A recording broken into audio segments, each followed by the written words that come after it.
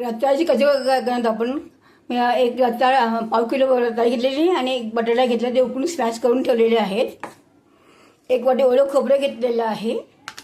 साखर थोडीशी घेतलेली, 3 ते 4 चमचे साखर घेतलेली आहे. बेदाणा 25 ग्राम घेतलेला आहे. चवीपुरतं मीठ घेतलेलं आहे.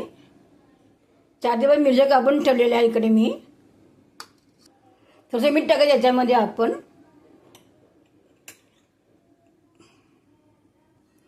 अर्धा चमचा तेल तूप टाकायचं याच्यामध्ये, गरम करून घ्यायचं आपल्याला.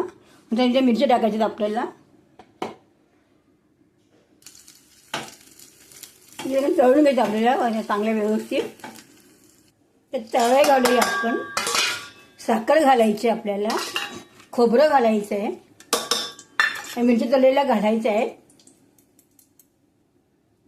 त्याच्यामध्ये मीठ घालायचं आपल्याला याच्यामध्ये, थोडंसं घालायचं, जास्त नाही घेऊन थोडंसं. मी काळं मीठ घातलेलं आहे याच्यात.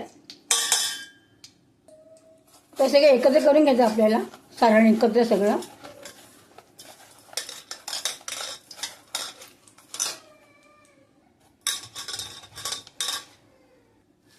आता हे सगळे मिक्स करून घ्यायचं. रताळ्याने बटाट्याचे बिके केलेले बारीक स्मॅश चांगले मिक्स करून घ्यायचं आपल्याला. आता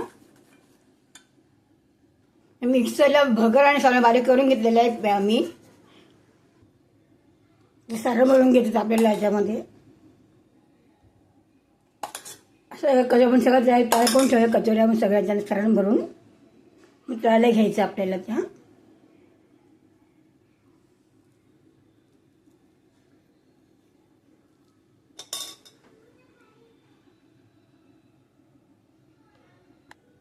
आता असं तळून घेऊया एक कचोरी आपण आता त्याच्यात टाकून.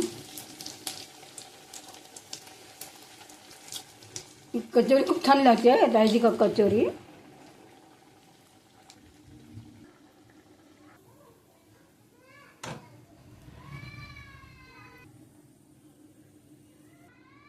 त्यात गोळून घ्यायचं आपल्याला, याच्यामध्ये तळायला टाकायचे याच्यामध्ये. आपली कचोरी तयार झालेली बघू शकता का, मस्त मस्त झालेली आहे, सुंदरच बघू शकताय. ही गरम गरम छान लागते खायला वगैरे. नक्की ट्राय करून बघा तुम्हाला नक्की रताळ्याची कचोरी. बाय.